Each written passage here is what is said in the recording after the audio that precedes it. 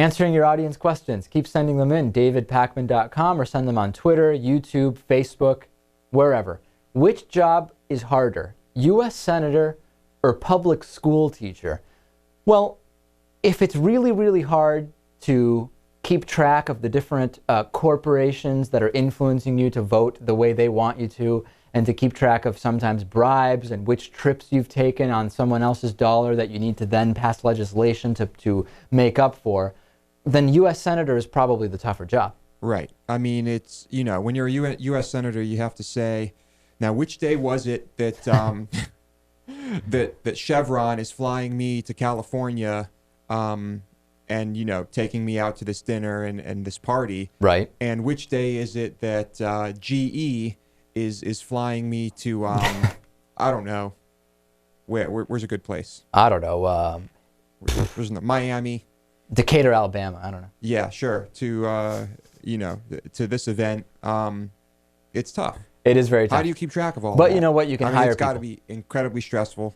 No, I think that being a, you know, I understand the argument that being a U.S. Senator has far more responsibility and therefore far more stress and difficulty than being a public school elementary teacher.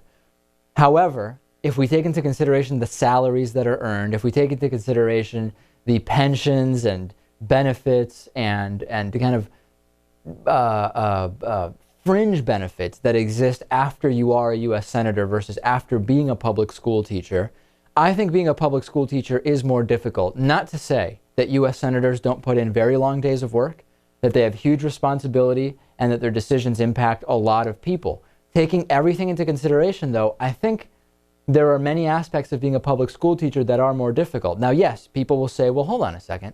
You not having some of that responsibility makes it an easier job. Having the summers off makes it an easier, more cushy job.